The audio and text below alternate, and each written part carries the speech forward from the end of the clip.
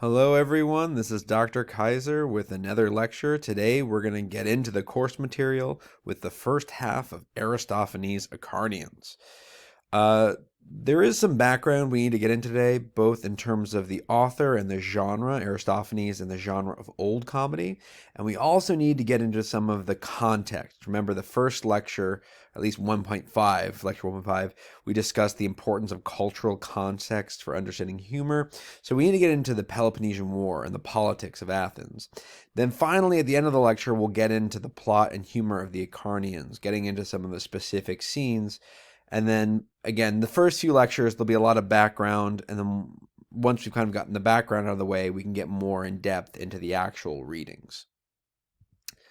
So let's start just by talking about the genre of Greek comedy, right? As I mentioned earlier, and again, lecture 1.5, when I say comedy in the ancient world, what we're really talking about are plays that were performed in Greece, at least, at several different festivals. There are two big ones I want you to know.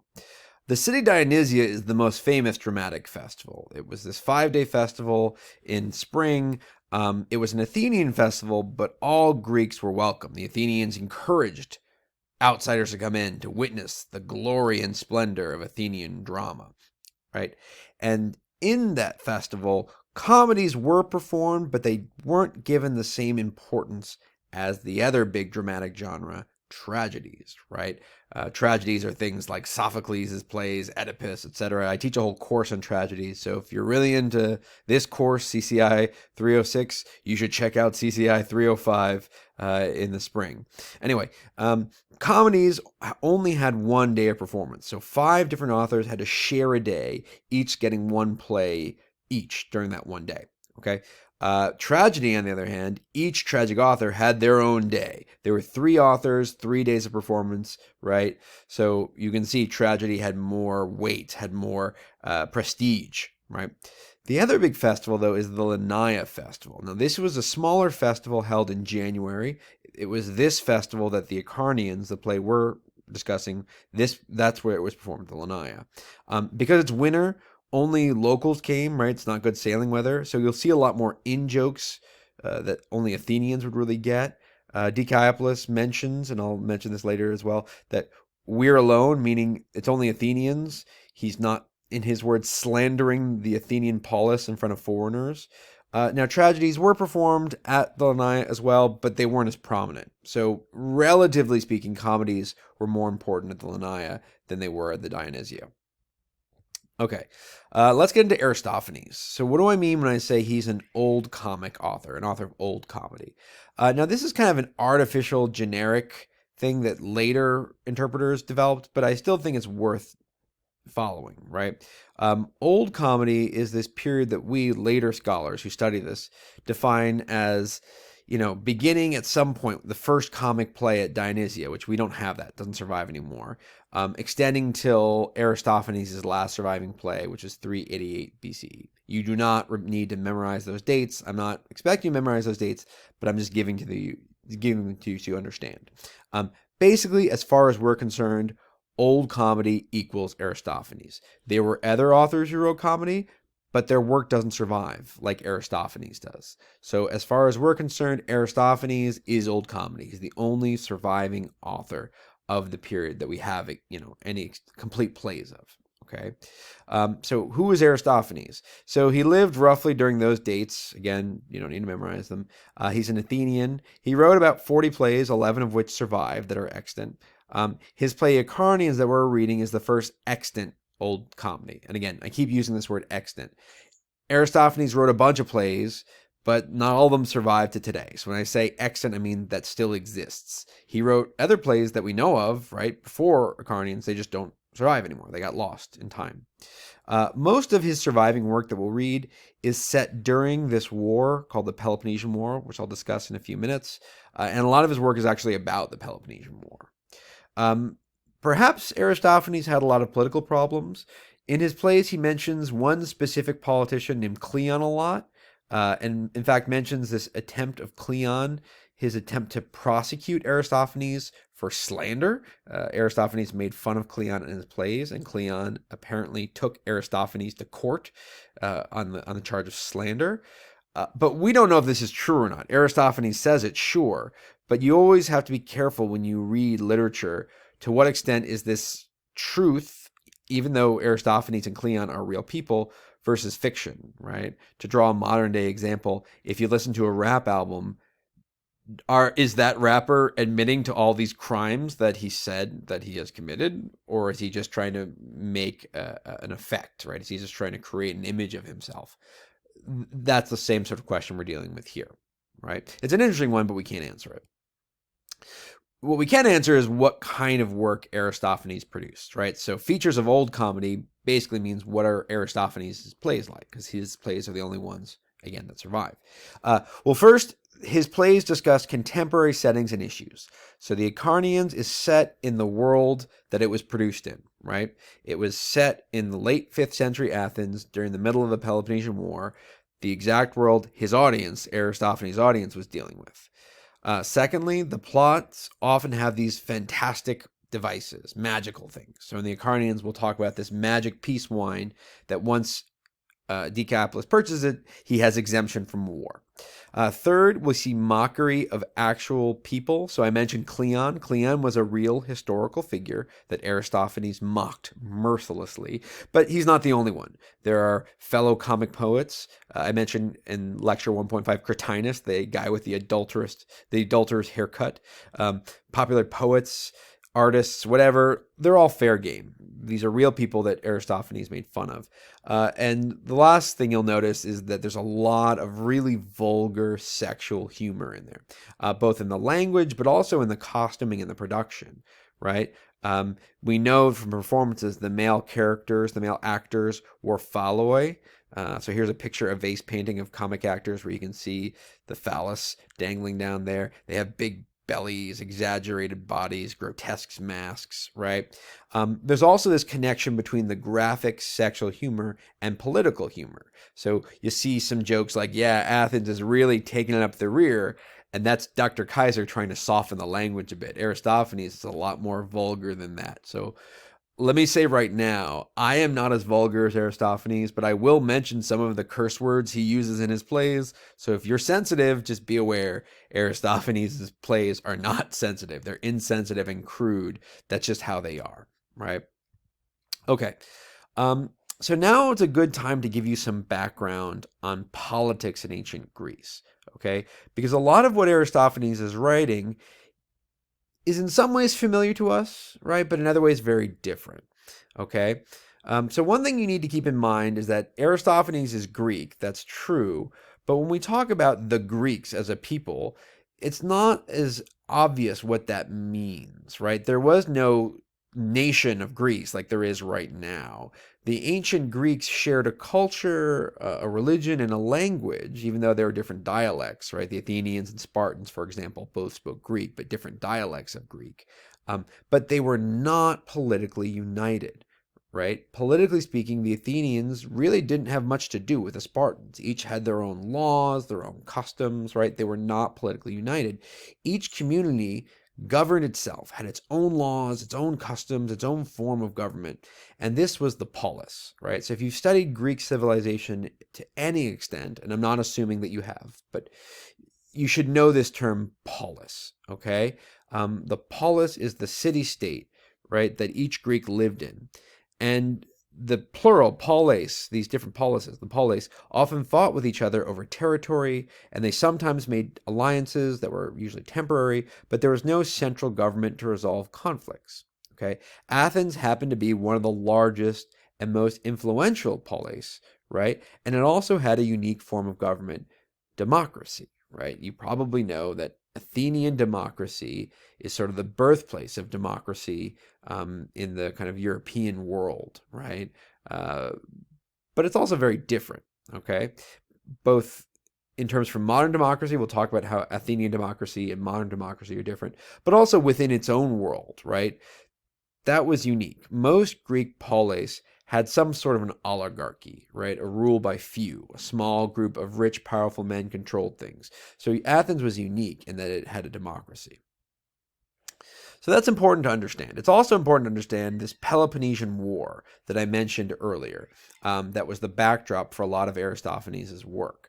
The Acharnians was performed and set in the early part of this war, and the Peloponnesian War, to put it bluntly, was a war between two leading Greek states, Athens and Sparta, right? They're each their own polis, their own laws, so it wasn't a civil war, right? Like, they weren't obligated to be friends with each other, but obviously this was a big deal to have the two leading Greek states fight each other. Now, there was some buildup to the Peloponnesian War. You may or may not know about the Persian Wars. This is not a history class, so I'm not going to go into depth into how the Persian Wars operated. But you should know that at one point, the Athenians and Spartans were in an alliance. They were joined together to defeat the Persians. And this was a big underdog story. The Persians outnumbered the Greeks, so it was almost miraculous that the Greeks won. Okay, there's a scene in the Acharnians that you read where there's this basically racist caricature, there's no other way to describe it, of this Persian who speaks gibberish. He speaks nonsense words. If you know the word barbarian, the English word, it actually comes from Greek. A barbaros in Greek is someone who doesn't speak the Greek language. The Greeks were racist, essentially. They thought Greeks were civilized, non-Greeks were uncivilized, and they called non-Greek speakers barbaroi because they went bar, bar, bar, bar, bar, right? And again, it's a caricature of this Persian as being lazy, corrupt, etc. And it shows how the Athenian government is taken in, right? Because they're so greedy, and they allow this Persian to deceive them. And it's a callback to the Persian Wars, where Athens and Sparta were allied at one point, and they shared a common enemy, Persia. So, again, not a history class, but if you want to know why were the Athenians and Spartans fighting, well, here's what happened. Sparta, after the war, didn't want to lead the Greeks anymore, and so they let Athens, which was a naval power, kind of try to contain the Persian threat, right? But what happened is Athens was a leader and a defender against the Persian state, but then Athens starts becoming a bully itself. They need tax money and ships, and then they're collecting this tax money, and what's supposed to be for building ships and armies and defense, instead they start spending this tax money on stuff like this. Now, you probably know the Parthenon, right? Well, the Parthenon was built with money, taxes that the Athenians collected for the war effort, but they thought, we need some nice buildings.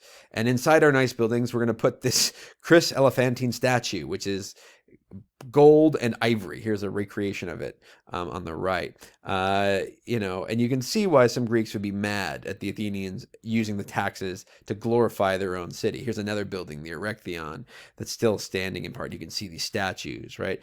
Athens thought, well, we're the leading Greek state. We got to look the part, but that upset a lot of their allies who thought they were being just ruled by another empire, honestly, right? The Persian Empire was defeated, but now the Athenians had their own empire, and they were abusing their subjects. So that's one of the major causes of the Peloponnesian War, right? And we'll see an example of this later on in the reading with the Megarian, who is kind of upset that Athens is bullying the Megarians, blockading them. They have an embargo on them, a sanction, right? That's the kind of impression other Greek polis have of Athens at the time. Right? Thucydides, a historian, notes probably the war was inevitable because the Athenians were growing too powerful and Spartans were unhappy about that. They were afraid that Athens would take them over. Right? Again, not a history class, but this is a good simplification of what's going on in the world at the time of the Acharnians. So, another thing that's important to understand the Acharnians is how the war is actually being conducted.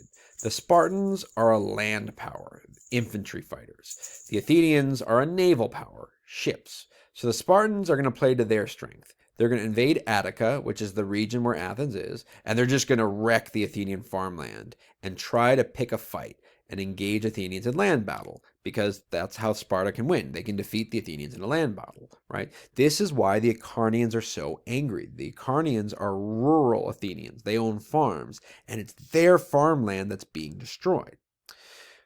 To counter that, the Athenians, who are a naval power, are like, hey, let the Spartans destroy our farms.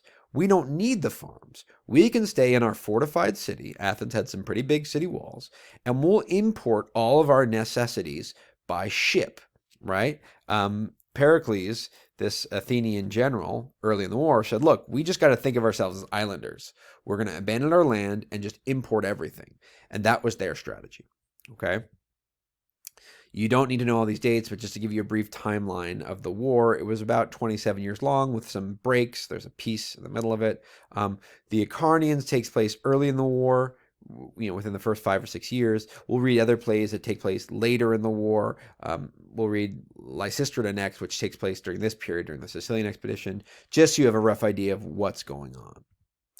Okay, so now let's actually get into the Acharnians. So as I said, it was reformed early in the war, 425, 6 years after the war started, at the Lanaya festival.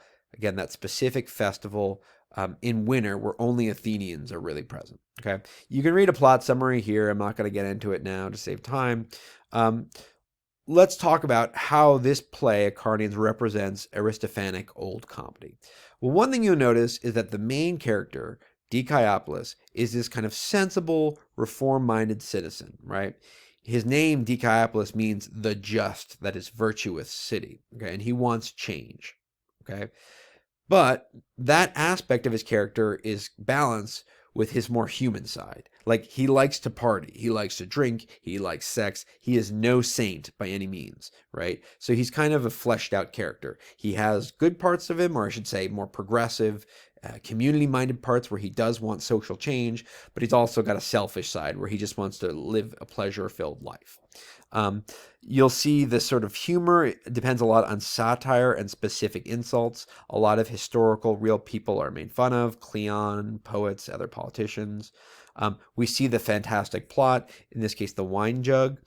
This is actually a pretty clever joke if you know ancient Greek, which I know most of you don't.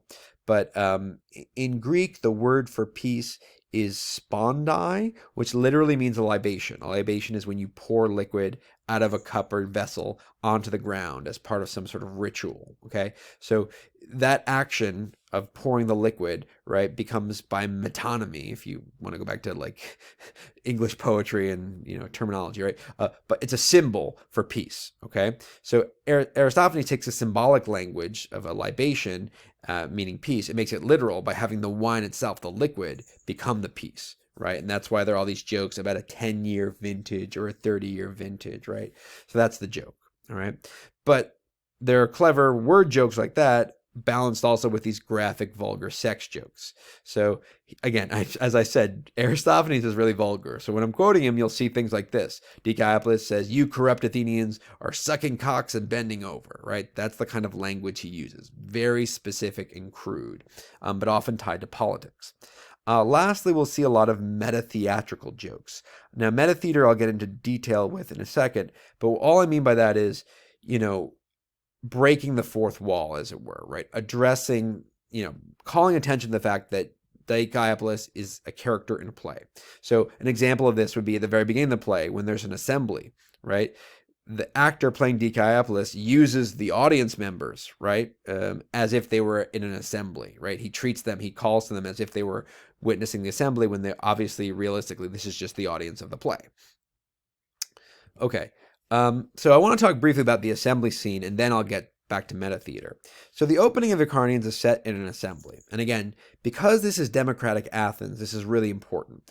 In democratic Athens, any citizen can speak and vote on resolutions within that assembly, right? Athens is one of the few places where all citizens can speak, vote, and serve in office. Now, while we're on the topic, let me make clear, this isn't this true egalitarian society from our modern perspective, right? Because all these citizens are male, right? There are no female citizens. So right away, there's iniquity there. I'm not going to deny it. But for the ancient world, where women basically, in no place did women really have fair, equal rights in any place in the Greek world, right? And I doubt in many other places in the world either.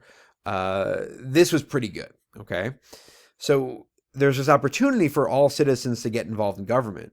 But what Dicaeopolis says is, look, despite this opportunity, the assembly holds a meeting and the seats are empty. No one cares. Everyone's gossiping. Even the magistrates are late, right? No one's talking about peace. No one cares about the polis, the city, Okay. And this might be very familiar to you in your modern world, where if you are a politically active person, you can get frustrated with the apathy that no one cares, no one is active, right? Um, Instead, what Dicaeopolis says is the magistrates, the politicians, are taking advantage. They're wasting time and money to go on fancy foreign trips, which are vacations, while the people who suffer are the soldiers and the commoners. They're the ones suffering. Okay. So again, this may or may not resonate with you, but this is kind of a timeless message about politics, about who benefits from politics, politicians, who suffers from politics, ordinary people. So who are the Acharnians, the title characters? Well, first of all, within the play, they're the chorus, and I'll talk more about choruses later, but for now, I'll just say it's a group of men, right, actors performing both songs and dances, right, the odes, but also within the play, they're interacting with the main character in the dialogue scenes. So within the play, Acharne is a real place within Athens. It's a rural deme, let's just say county, right, because a deme is kind of like a county from our perspective of Athens. And they've been hit really hard by the Spartan invasions, right? They own farms. And so as a result of having their farms destroyed by the Spartan invasions, they are very patriotic, they are very anti-Spartan, and they are very angry.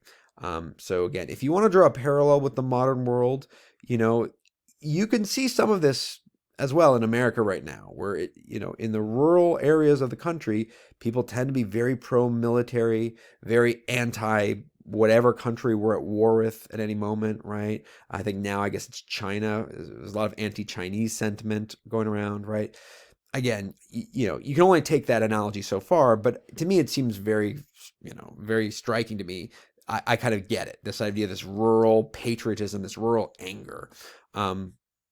The Acharnians think of themselves as very simple, hardworking folk. They have this exaggerated vision of themselves as veterans of the Battle of Marathon, which was one of the Persian War battles that happened in 490 BCE. So the Acharnians are basically saying they're 80 plus years old. I don't know if that's supposed to be literal or not. It's kind of similar to nowadays. We think of World War II as the greatest generation. It may just be their, I used to walk 10 miles in the snow to school, kind of bragging, but exaggerating about their service in the military. They talk about their hard work. They produce charcoal. That's like their regional kind of product. And as a joke, Dicaeopolis holds a charcoal basket hostage to get the Acharnians to listen. So it's a stereotype of simple-minded and angry rural folk. They're rabble upset about this. If I were, doing a modern production, you could think of like Nebraskans and corn or something. I don't know, but that's the idea. Okay. And again, we have this joke now about country folk being simpler, but also not as bright or as intelligent as city folk. I'm not saying that's a true stereotype, but it is a stereotype. Okay, I want to get back down to meta theater now. Here you have a still from a GIF from a Community here. Aristophanes in Old Comedy incorporates a lot of meta theatrical humor and references. And all I mean by that is they break the illusion of the narrative on stage to comment on this as a fictional performance and the nature of drama. So this is especially striking when you compare it with tragedy, which does not break the illusion. So if you saw a Greek tragedy, at no point does Oedipus stop and say, "Hey guys, get a load of my eyes," or whatever. Like, the actor playing Oedipus stays in character as Oedipus throughout the play. He never calls attention to the fact that he's just an actor in a mask, okay? Versus Aristophanes, right? Like, that's all the Euripides scene is. It's this big meta theatrical joke. The Acharnians are chasing Dicaeopolis, and Dicaeopolis calls this timeout, like a freeze frame. It reminds me of, if you've ever seen the show Saved by the Bell, Zach Morris would just like do a freeze, right? That in itself is a meta theatrical thing, because in real life, you can't do that. You can't call freeze or pause and go to someone's house, right? But that's what he does. He goes to this playwright. Euripides is a tragic author, a playwright's house. He gets some props and he mimics a famous speech in one of Euripides' plays, right? Euripides, we'll see him a bunch in Aristophanes' comedies, but he's an author of tragedy. He was popular, but he's often made fun of for his melodramatic and sensational plots, his depiction of vulgar and poor characters. So the joke here is Dicaeopolis needs rags to make himself look more pathetic. And so he's like, I'll go to Euripides' house. All of his characters wear rags. He makes fun of Euripides' mom. He calls her a vegetable seller, which I guess is a sick burn. I don't know. Your mom sells vegetables. It's meant to be obviously an insult. And in addition to mocking Euripides' penchant for poor, pathetic characters, it's also like a touching point for the audience, right? Hey guys, remember this play? Very similar to shows like Family Guy and other modern parody movies where, you reference something and people kind of get the joke. They're like, oh yeah, I remember that. Dicaeopolis' speech he makes after he gets those rags is also another kind of dimension to this meta theater, right? He's like putting on a costume to manipulate the audience, right? He makes crystal clear to us he's wearing these rags to kind of deceive people, right? The same way you might put on a costume or like a suit and tie to appear serious or something. But then the actual speech, in contrast to that, says, no, I've got logic and reason on my side. But the costuming, the rags, make it clear that he's aware that audiences are gullible and they're susceptible to cheap gimmicks and emotional appeals, right? Aristophanes is fond of mocking Euripides and tragedy because they use these cheap emotional manipulation, right? Props, overacting, fancy language. Notice Euripides speaks in this like thou doth hie thee, right? Old-fashioned language, okay? But at the same time, Dicaeopolis, his own speech, is in plain language in this ridiculous tragic outfit. So there's this kind of contrast between his speech and his appearance. And so it exploits the power of phony gimmicks while encouraging the audience to look at the truth beneath the surface. I want to stop very soon and just kind of talk about Dicaeopolis' speech, which we'll talk about it again in the next lecture when we get to the chorus's speech. But I'll just say now that it's an important speech that he makes to the Acharnians, where again, the speech itself is pretty logical. It's based on this reasoned view of the situation, which is it takes two to tango. Both Sparta and Athens are to blame for the war, right? We see the meta theater where he talks about this specific play, the Acharnians, being performed at the Lenaea festival. So only the Athenians are present. So Cleon can't sue Aristophanes again for making fun of him. And he says, look, it was men of ours. I do not say our polis. Remember that. I do not say our polis, but some badly minded, troublemaking creeps who started denouncing church from Megara, right? And so what he's basically saying here is, look, we live in a democracy, but being in a democracy, we have to acknowledge the strengths and weaknesses. The polis, Athens, is not bad, but there are bad people within a polis, right? Basically, it's this bad apples argument that, of course, we're still applying to different situations nowadays that I don't want to get into now.